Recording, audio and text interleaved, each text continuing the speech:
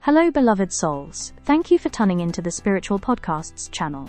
This channel is all about good vibes, positive energy, and meaningful conversations.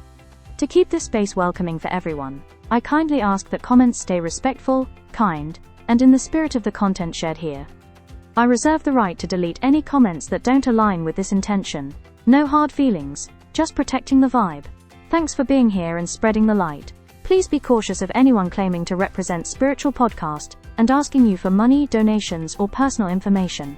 We will never ask you for money through comments, messages, or DMs. All official updates and content come only from this channel. If you see suspicious activity, please report it immediately. Stay safe and thank you for being part of our community. If you enjoy the video and its content, please subscribe, share, and comment. Please be kind to other viewers of the channel. The video is about to start. Welcome, deeply curious souls, to another electrifying deep dive.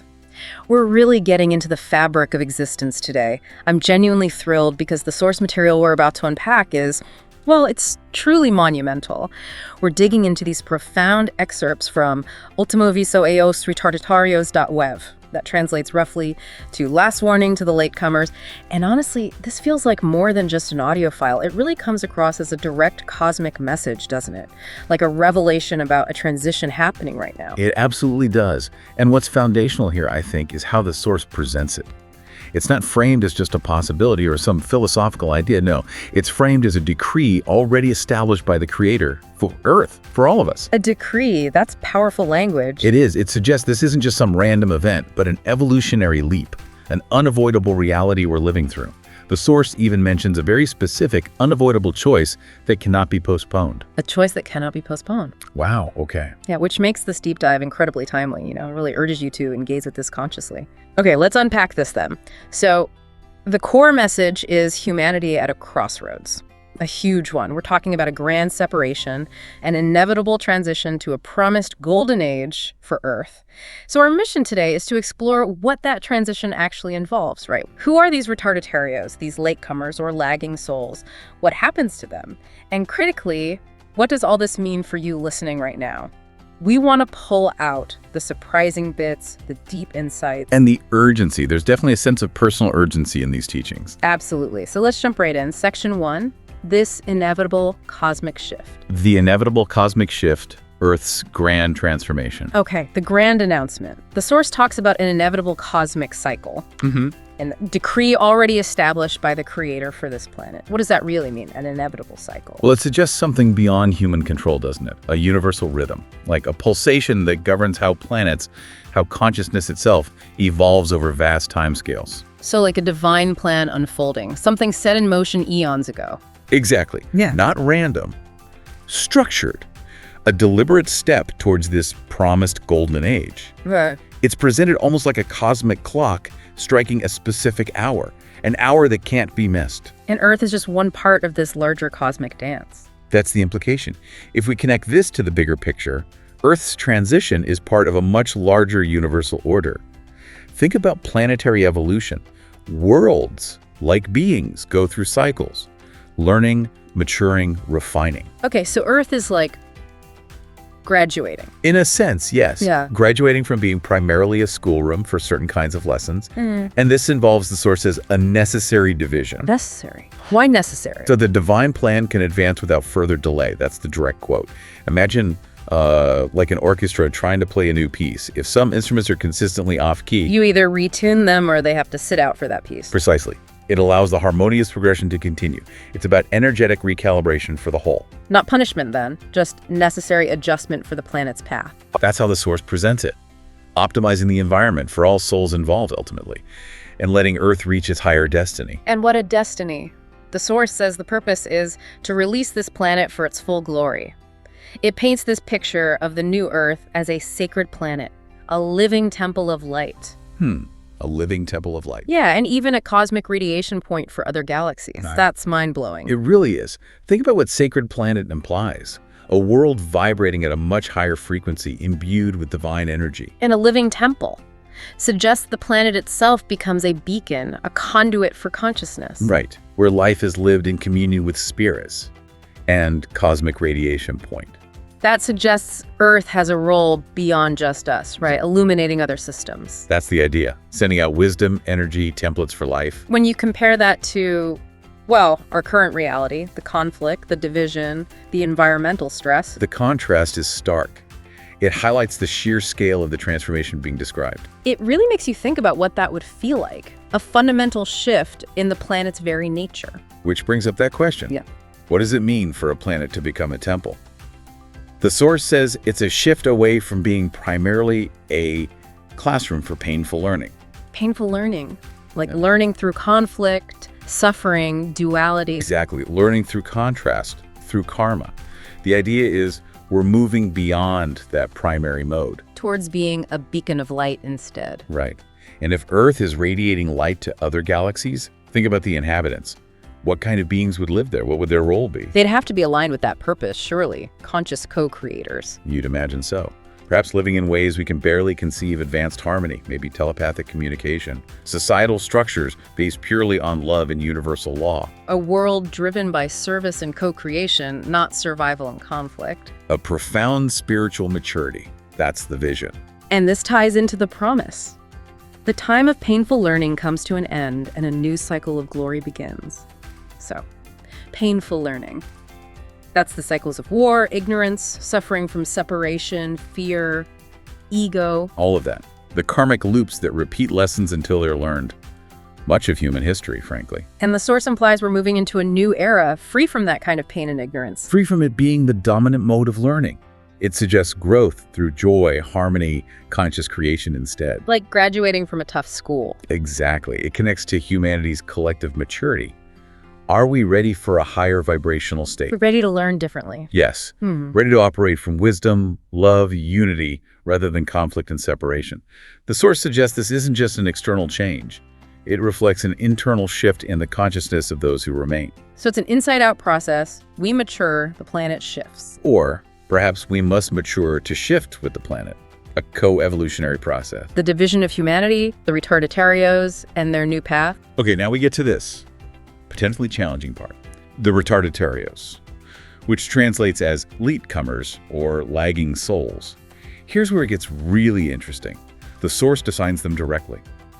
Those who, by stubbornness, disobedience, or simple resistance to universal laws, insist on remaining in delay. Insist on remaining in delay. That wording is key. Yes, and it clarifies they are children who have not yet opened themselves to the light.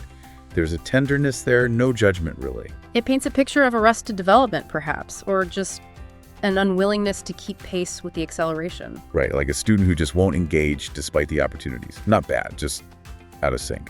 So what might that stubbornness, disobedience, or simple resistance look like practically? Stubbornness, maybe holding on to old grudges, rigid beliefs. Disobedience, maybe a conscious disregard for principles like unity, love, prioritizing self-interest above all else. And simple resistance, maybe just fear of change, attachment to materialism, resisting inner work. What's fascinating, as you said, is the focus on choice. It's not about capacity. It's about their insistence on remaining in delay.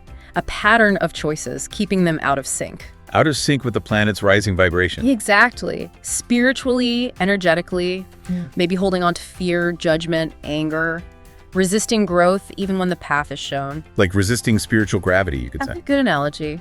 Resisting the natural flow of evolution, the universal laws of harmony, cause and effect, love.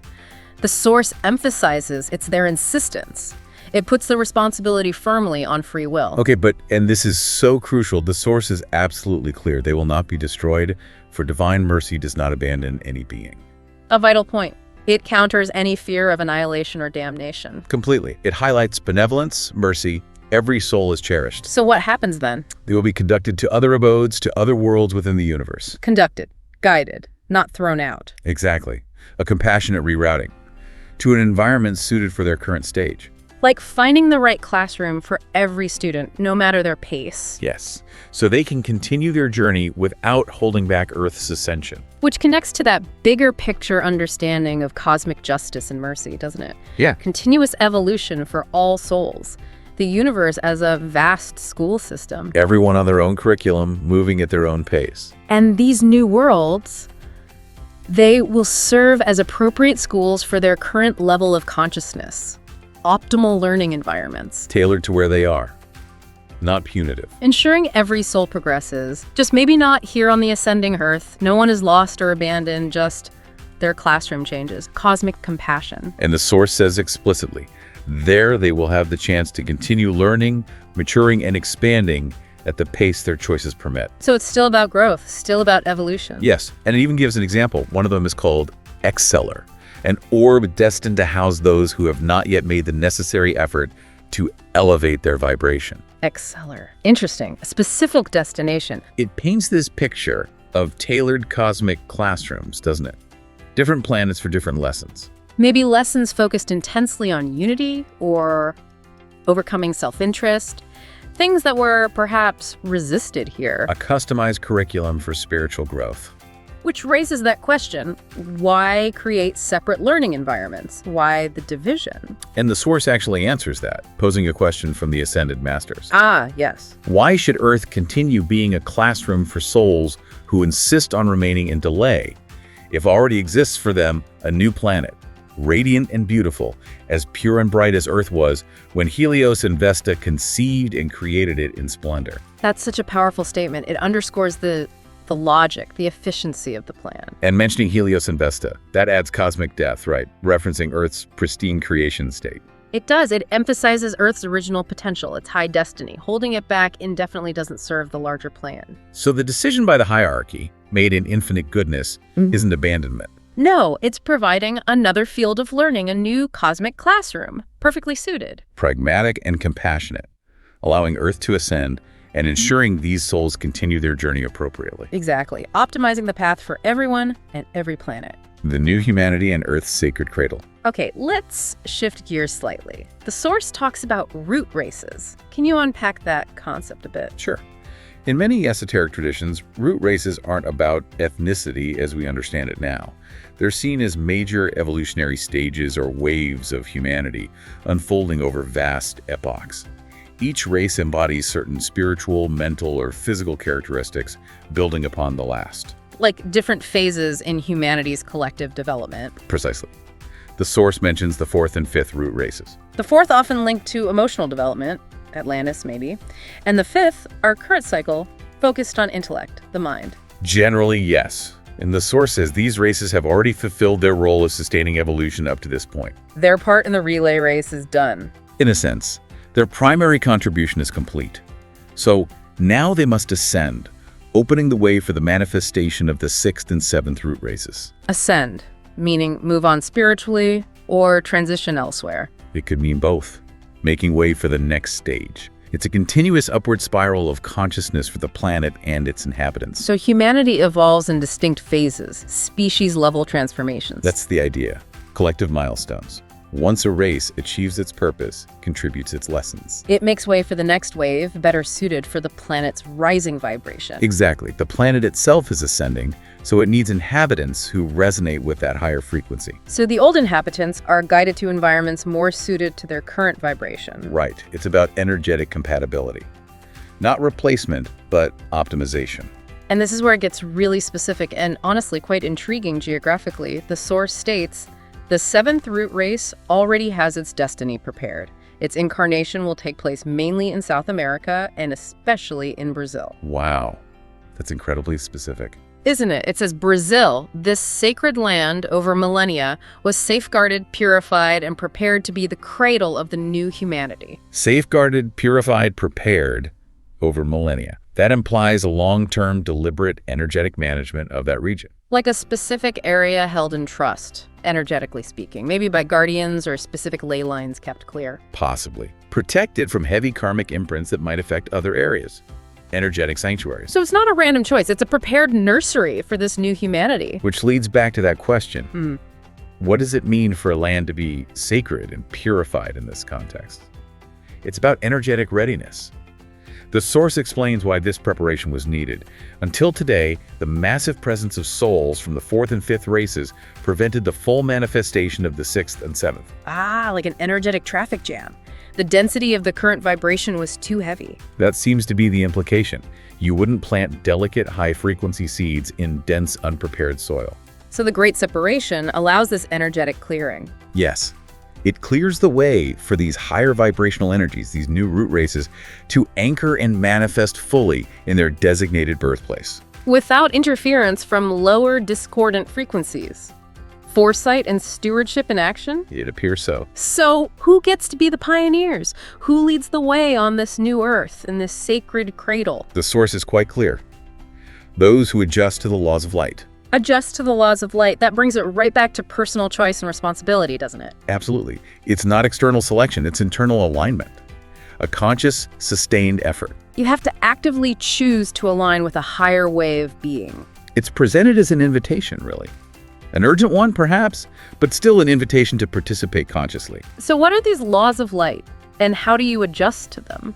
Well, the source doesn't list them like commandments here, but it strongly implies they're the fundamental principles of the universe. Things like harmony, unity, unconditional love, purity, truth, conscious co-creation. So adjusting means living by those principles, aligning your thoughts, feelings, actions with them. Exactly. It's a daily practice.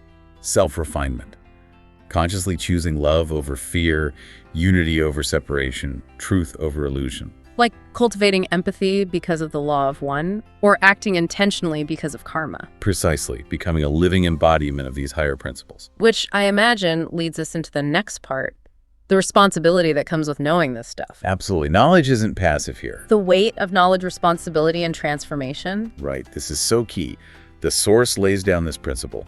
With greater knowledge also comes greater responsibility. A timeless spiritual truth. And it stresses that the teachings of the ascended masters were not delivered by chance, nor for fleeting curiosity. These are beings who've mastered the earth plane, right? Yeah. Guides for humanity. Exactly. Their teachings aren't just interesting ideas. They have a purpose. They are instruments of liberation and purification as keys for transformation of human consciousness. Instruments, keys, tools for active use. Yes.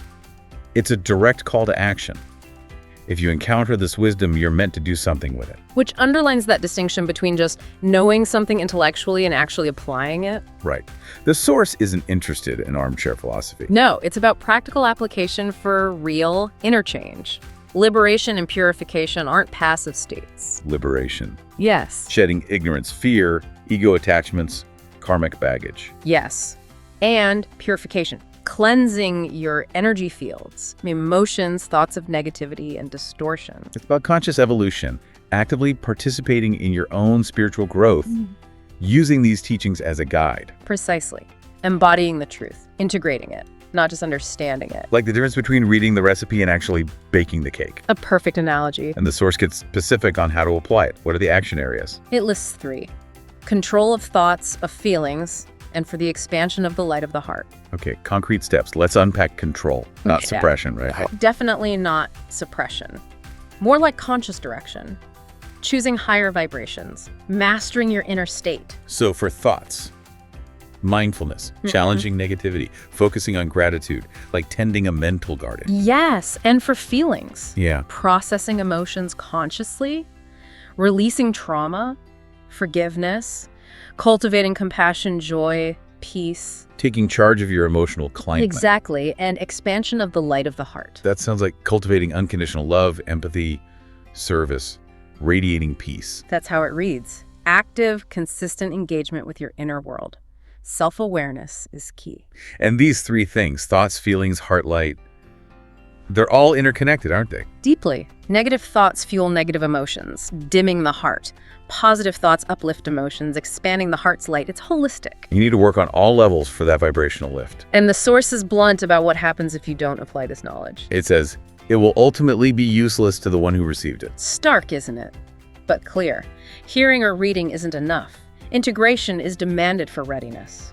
Otherwise, the knowledge is just inert, a seed you never planted. Right. Then there's this ethical argument, this cosmic fairness idea. It says, before the divine law, it would not be fair for someone who had access to the truth to receive new opportunities of incarnation without effort, while many others never even had the chance to touch these sacred teachings. Ah, so having the knowledge actually changes the game for you, spiritually speaking. It seems so. Privilege comes with responsibility. Just hearing this deep dive puts you in a different position energetically. That's the strong implication. It raises the bar for your own effort, which makes you wonder about that cosmic balance. How are opportunities distributed fairly? The source suggests it's not random. Access to these keys comes with an expectation to use them. Like a universal record of access and application, not judgment, but tracking effort. Something like that. Future opportunities seem linked to how you utilize the truth you've been given now. So it's not about punishment for ignorance, but responsibility for knowledge. To whom much is given, much is expected. That old principle. Applied on a cosmic scale, ensuring equitable, tailored opportunities for everyone's growth based on awareness and effort. The closing door, final incarnations, and future paths. Okay, brace yourself. This next part.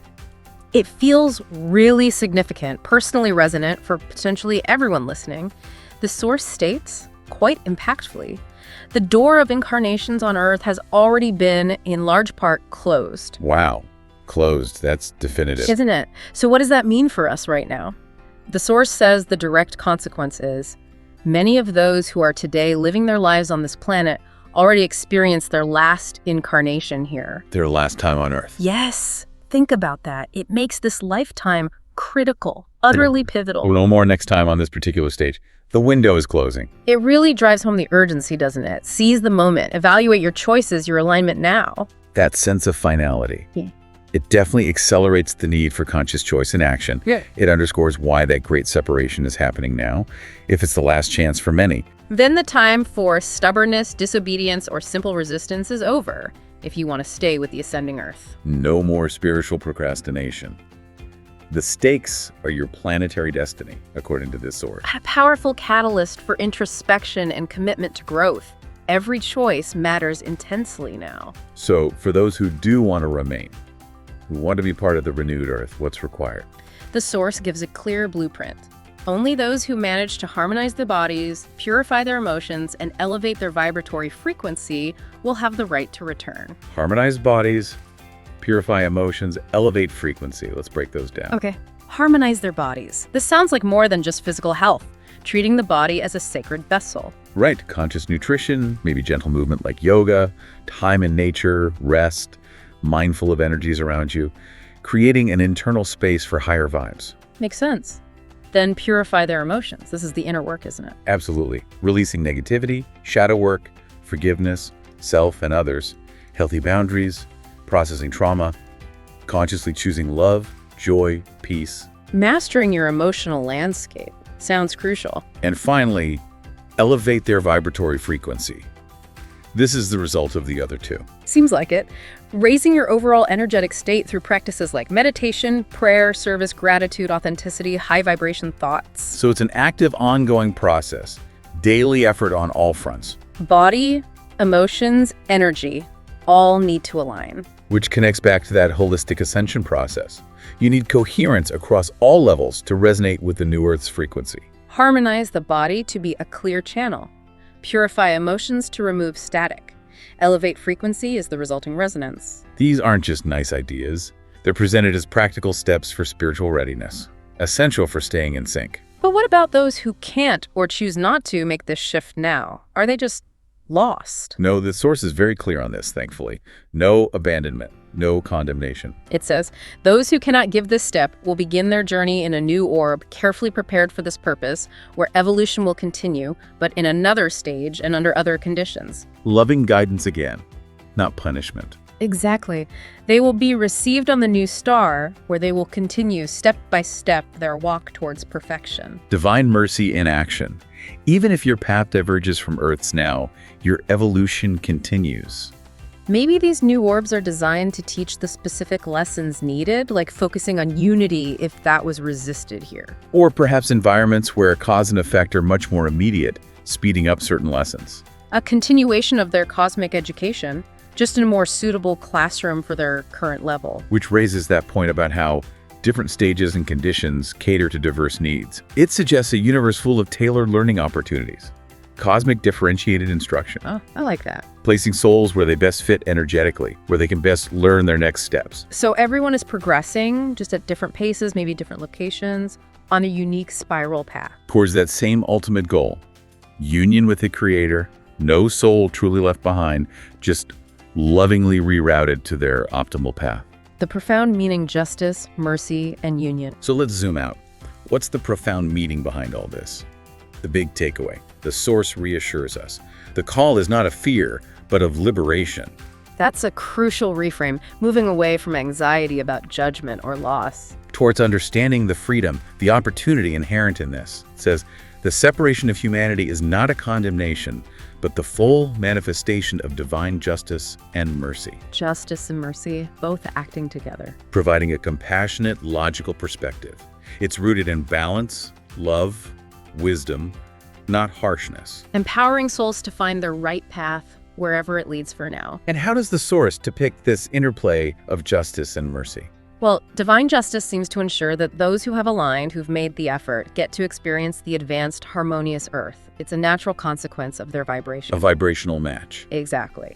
And divine mercy ensures those not yet ready are lovingly guided elsewhere, to places suited for their continued evolution. No judgment, just optimal placement. It's about resonance, finding the right learning environment for everyone. And liberation comes from aligning with your truth, with universal truth. Freeing yourself from illusions and resistance. Spiritual freedom. And this process involves a lot of seeing clearly, doesn't it? The source says, the veils fall, the illusions unravel, and each being finds itself before its own truth. Wow. A time of intense self-reflection, spiritual clarity. Where old beliefs, conditioning, delusions, even karmic patterns are exposed. Brought into the light of awareness, you're compelled to face your authentic spiritual state. Shedding what no longer serves, what doesn't align with the higher vibrations. Like waking from a long dream, seeing things clearly for the first time, recognizing illusions. Challenging maybe, but ultimately liberating. Absolutely. This falling of veils is a huge opportunity to see beyond societal programming, materialism, separation. To confront your spiritual reality directly. It forces critical thinking about your own beliefs, your actions, essential for making those conscious choices for ascension. Discernment becomes a key tool for navigating this time, seeing authentic truth amidst the noise. Yes. Recognizing the difference between spirit and ego, or societal narratives. And amidst all this separation and transition, there's a unifying message at the end. The source says, and those who depart for other worlds go in peace, because they are also children of the same father and mother. Ah, that's beautiful. It brings it back to unity. Reinforces that connection. Whether you stay or go to another orb, you're part of the same cosmic family, loved, guided. Beyond planetary paths, beyond perceived separation, there's ultimate belonging. We're all children of the same source. Which raises that final question. While journeys diverge temporarily, what is that common destiny?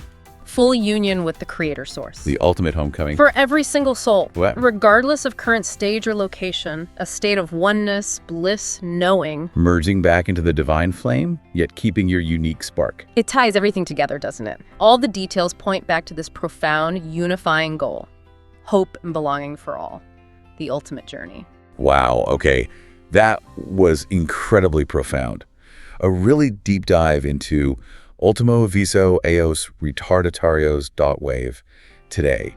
It paints such a clear picture. Humanity at this immense crossroads, this inevitable cosmic shift underway.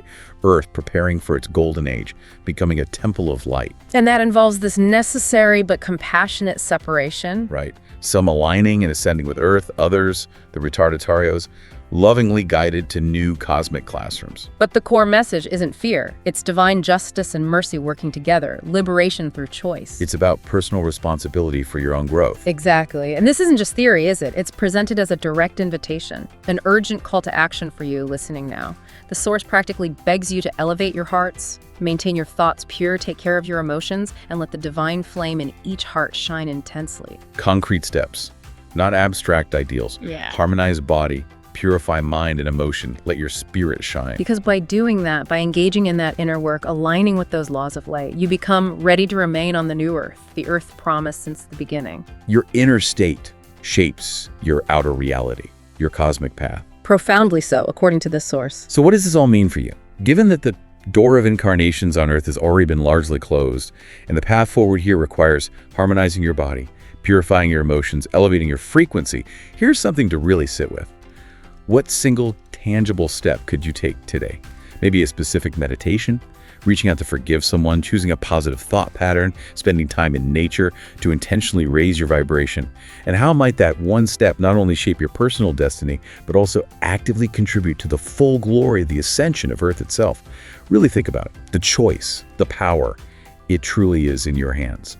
catch you on the next deep dive. Thank you so much for tuning in. I appreciate your time, and I look forward to sharing more with you soon. Until next time, take care and have a wonderful and blessed day.